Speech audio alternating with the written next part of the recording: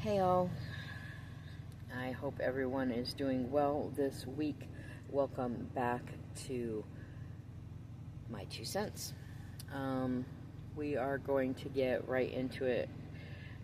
It's actually not been that bad of a week. I'm hesitant to say that. I always feel like I've aged a decade since January, but here we are. Only 10 months in, 11 months in now. So let's start with the bad news, and let's get those out of the way. There's only a couple. So doctors have been weighing in. Someone in my comment section brought it up that I kind of not mentioned RFK in last week's update. And so that made me think, all right, what's he up to now? So I went and checked it out. Other than his usual, circumcision causes autism BS, I didn't see too much, except that doctors are weighing in on RFK's claims that he is following the gold standard of science, while ordering the CDC this past week to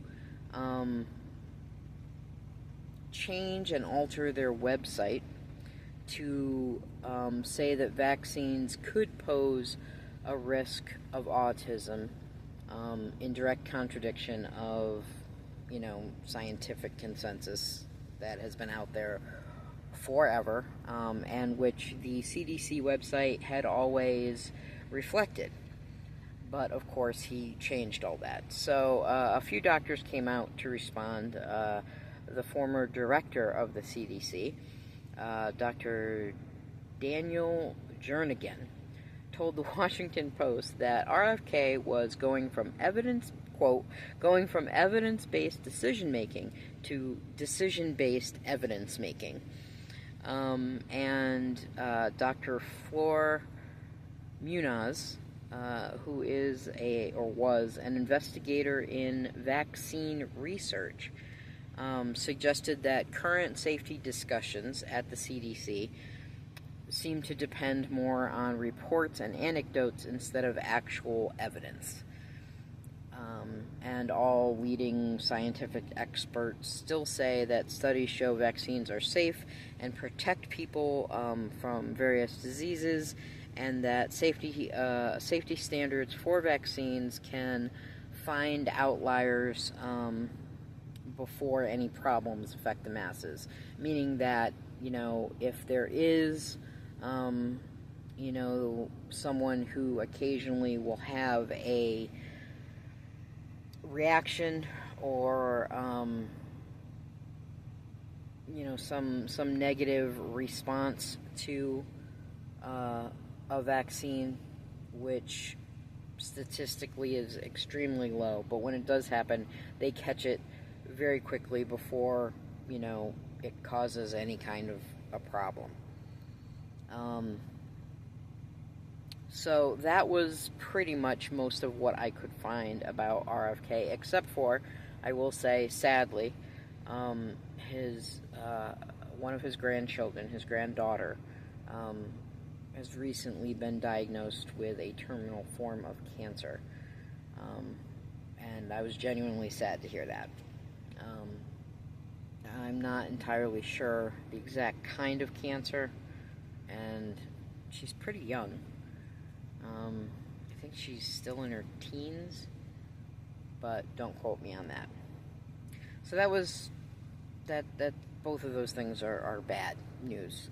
One's just, personally bad, sad, and then, him messing with the CDC website and making these outrageous claims when he's doing anything but following the gold standard of science. On to other bad news.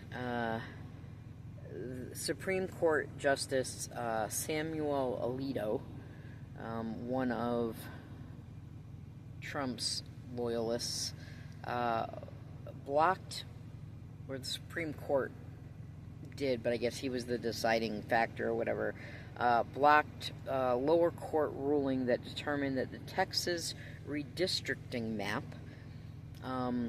was very likely racially motivated and was therefore unconstitutional. That map, which they determined to do earlier in the year, is basically gerrymandering. Let's not call it anything but that.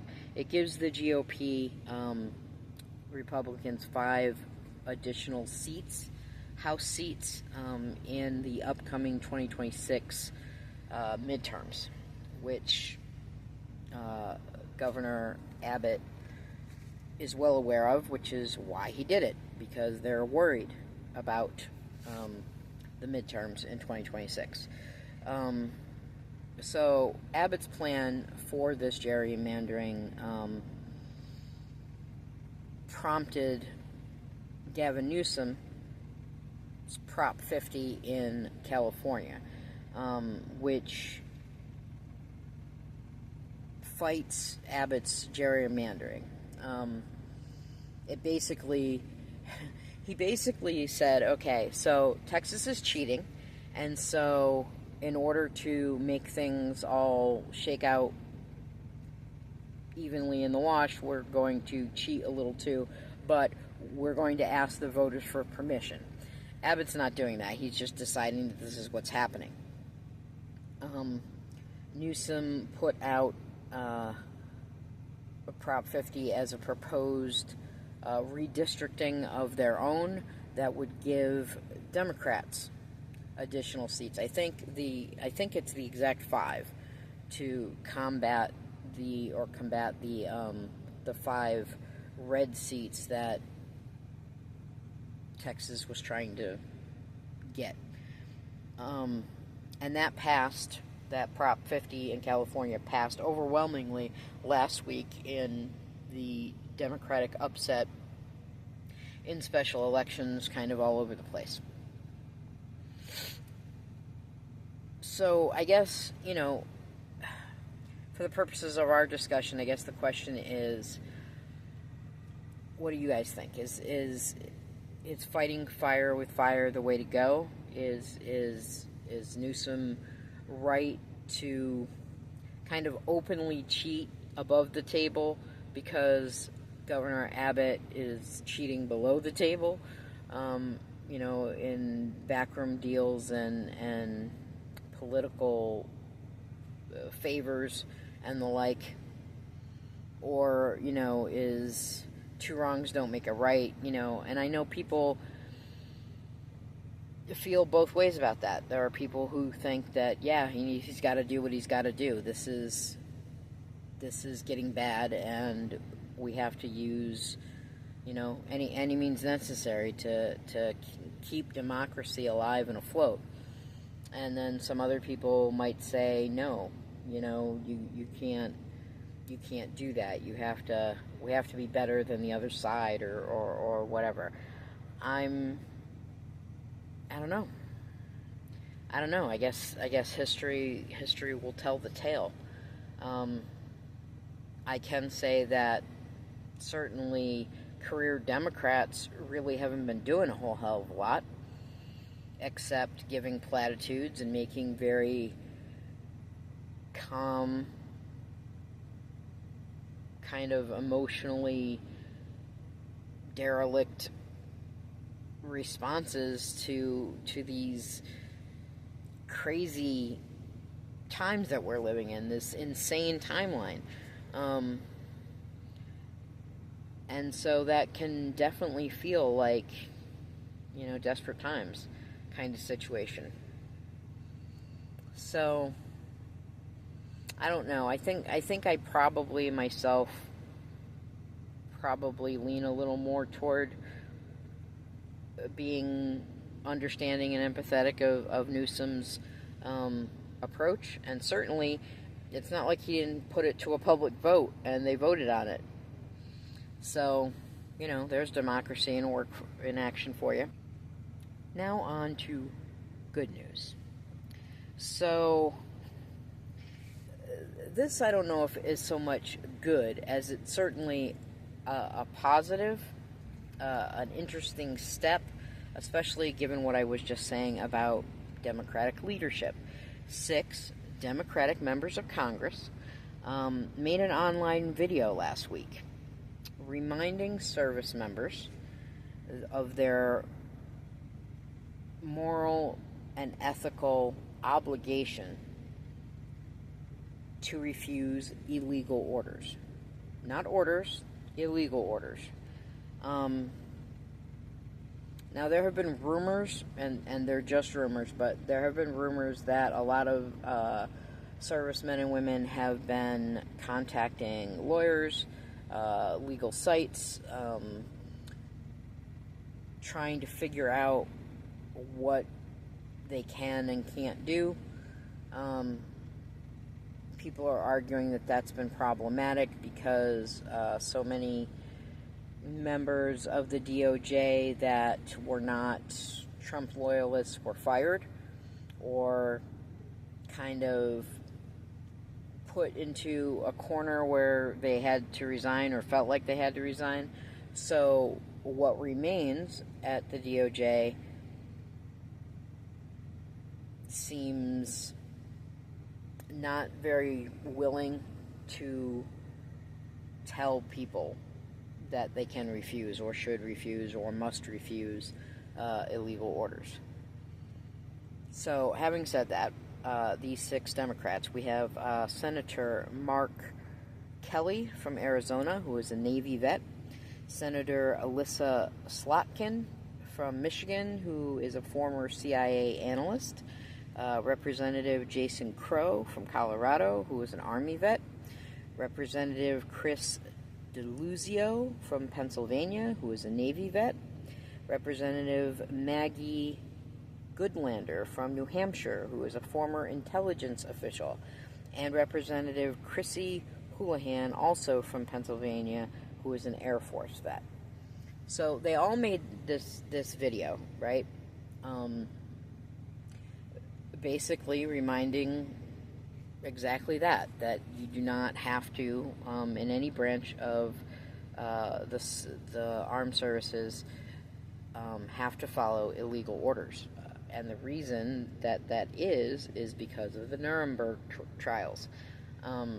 Nazi officers who tried to use the excuse that I was just following orders didn't fly after Nazi Germany fell, and so we said that was not an excuse. The world said that was not an excuse, and so a mechanism had to be put in place to make sure that soldiers could say that's not a legal or constitutional order, and I believe that's true of most militaries, or at least allied militaries, we'll say. In response to this video, actually, let me just pause and show the video. I'm Senator Alyssa Slotkin. Senator Mark Kelly. Representative Chris DeLuzio. Congresswoman Maggie Goodlander. Representative Chrissy Houlihan. Congressman Jason Crow. I was a captain in the United States Navy. Former CIA officer. Former Navy. Former paratrooper and Army Ranger. Former intelligence officer. Former Air Force. We want to speak directly to members of the military And the intelligence community. Who take risks each day To keep Americans safe. We know you are under enormous stress and pressure right now. Americans trust their military. But that trust is at risk. This administration is pitting our uniformed military And intelligence community professionals against American citizens. like us. You all swore an oath. To protect and defend this Constitution. Right now, the threats to our Constitution aren't just coming from abroad, But from right here at home. Our laws are clear. You can refuse illegal orders. You can refuse illegal orders. you must refuse illegal orders. No one has to carry out orders that violate the law. or our Constitution. We know this is hard. And that it's a difficult time to be a public servant. But whether you're serving in the CIA, In the Army, Our Navy, The Air Force. Your vigilance is critical. and know that we have your back. because now, more than ever, The American people need you. We need you to stand up for our laws. our Constitution, And who we are as Americans. Don't give up. don't give up. don't give up. Don't give up the ship.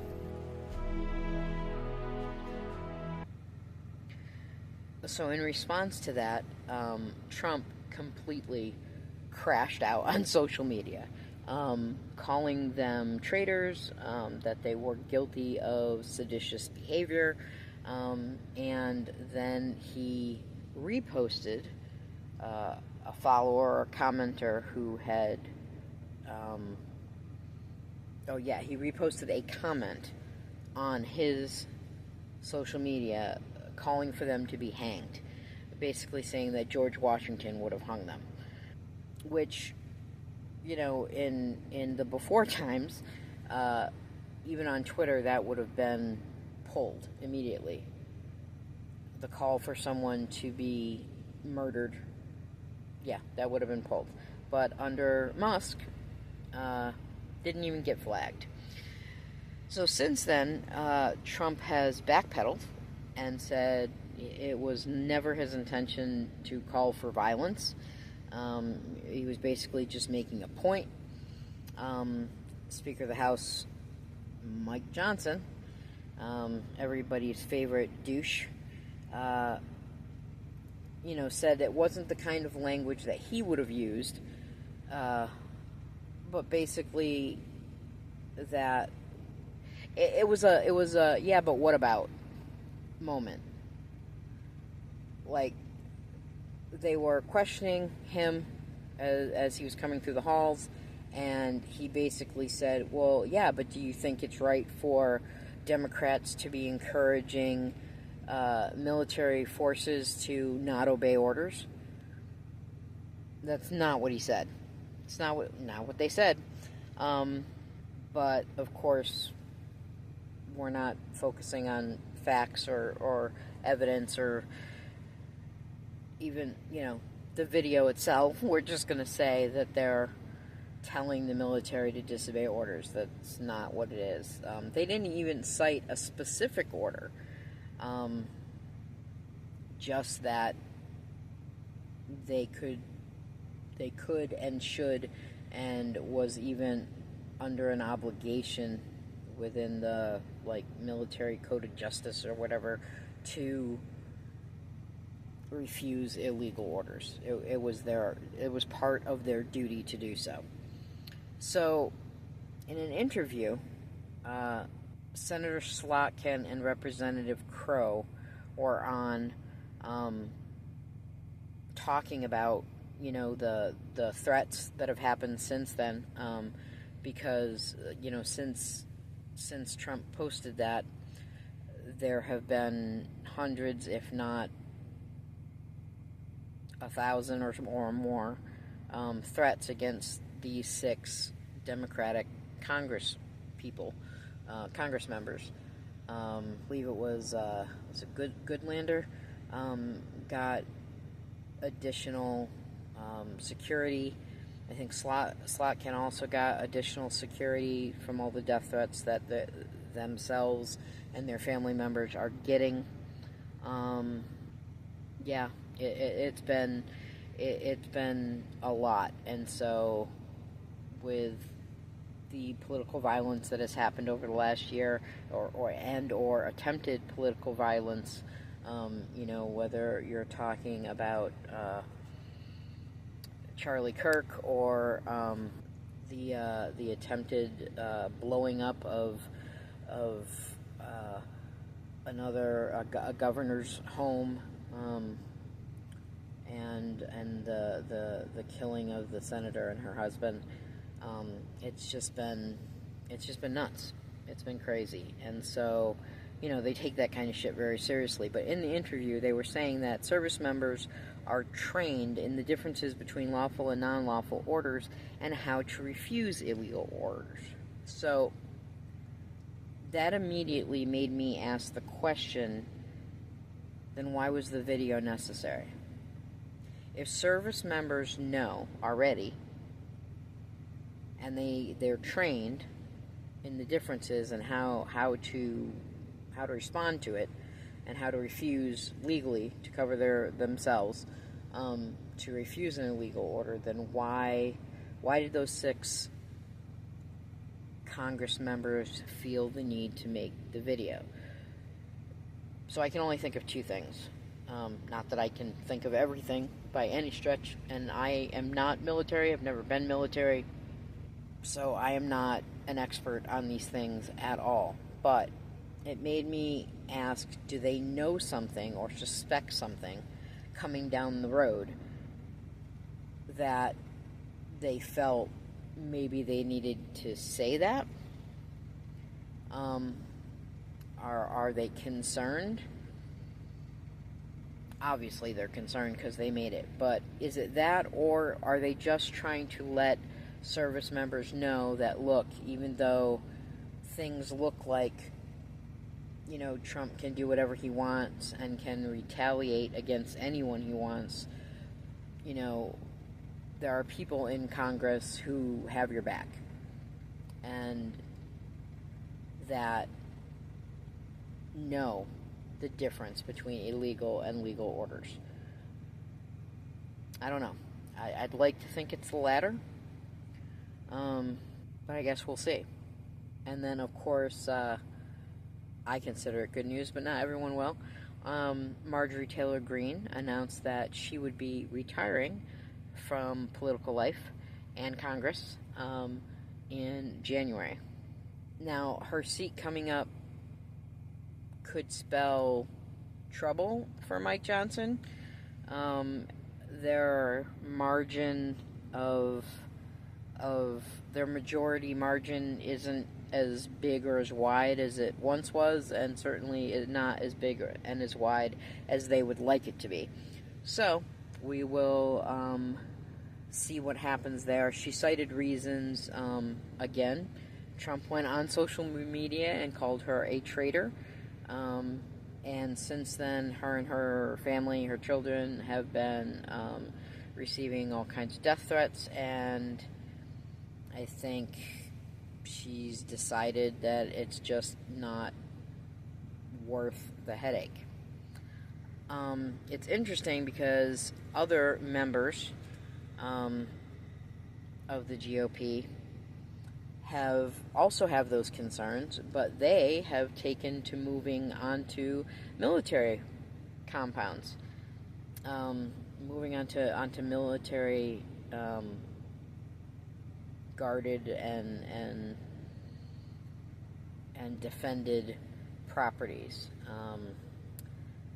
Kristi Noem, I believe, is. I think Pam Bondi is. I know J.D. Vance and his family have moved on to a military base or something like that. But yeah, she's decided she's done. So there's that. One down. And then Mayor-elect Zohran Mamdani visited the White House this week, and well, it was a little crazy. Yeah, Trump couldn't stop gushing. He was gushing. He was just gushing. Gushing, whatever you want to say. He said that he wants to help Zohran succeed in any way he can. That they want a lot of the same things, like affordable living in New York City. That they both, love New York or of New York, what have you. Trump was asked by a reporter when they opened it up to questions if he still held his previous statement that Zohran was a jihadist. He said no. He was asked if he, if he still believed he was a communist. He said no. Said they had a very good and productive meeting. When Mamdani was asked if he maintained his earlier statement that Trump was a fascist, you could see he was getting ready to give some, diplomatic answer. And Trump told him, no, go ahead, you can answer. And so he confirmed, albeit passively, that, well, okay, if he says, yeah, Yeah. And I want to clarify your answer to Stephen Nelson. He asked about your comment calling the president a fascist, and your answer was, both President Trump and I have been clear about our positions and our views. Are you affirming that you think President Trump is a fascist? I've spoken about... That's okay, you can just say yes. Okay, all right. Okay, Yeah. it's easier. Yes. It's easier than explaining it, I don't mind. But the entire thing, there were a few times that people wanted to ask Zohran questions, and Trump ran interference for him. You know, he slapped him on the shoulder. It was weird. It was surreal to see this. When this is the man who, remember, said that if Zohran won, he would cut off federal funding or aid or help or whatever to New York City. This is the man who put money into quote unquote Democratic. I decided to call them dinos. If a Republican in name only is a rhino, then a Democrat in name only has to be a dino. But he backed Dino Cuomo, Governor Cuomo, for his mayoral run against Mamdani. And yeah, this is the same guy. And he is now in the Oval Office with this man. And he's sitting while Zohran is standing. It just, the whole thing, from the optics right down to the content, it was a shining moment for Zohran, and he looked strong and present and qualified and capable, and Trump looked like a weak fanboy. I'm not gonna lie. It was strange. It was strange to watch, and Fox News had jokes about it. Like, Fox News had jokes about it, saying something along the lines of J.D. Vance would be jealous that they thought maybe Trump was looking to Mamdani as a running mate. Yeah, it was crazy. It was surreal. And then, just on a lighter, funny note, also, Zohran trolled racists all over New York and around America, really, by running a social media post stating that he would, quote-unquote, require all New York City elementary schools to teach Arabic numbers to the kids. And the comment section blew the hell up with Islamophobic rage and proof that American education is lacking.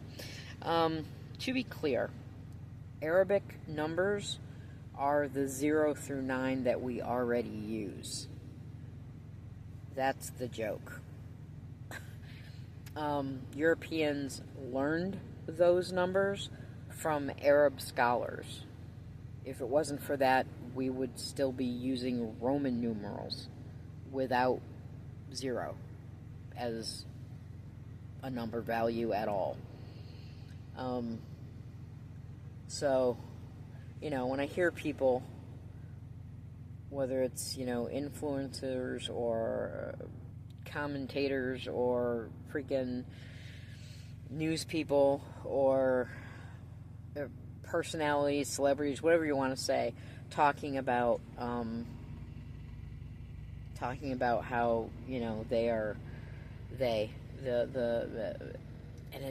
it's so, oh my God, it's so, like they say, they, Middle Eastern. That's so, there are so many different countries and places within the area that we collectively think of as Middle Eastern, and you can't just lump them all in together.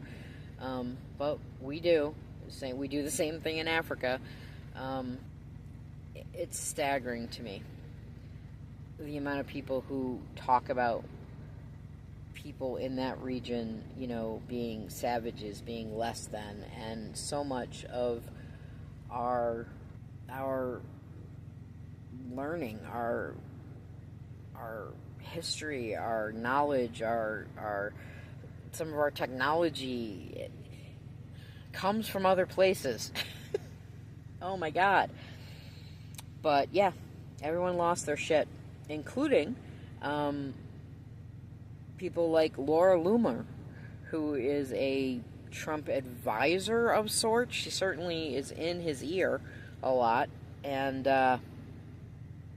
yeah, she fell for it too. A lot of people did, because they don't know that Arabic numbers are just the numbers that most of us use. Seriously, like globally, it's just the numbers we use.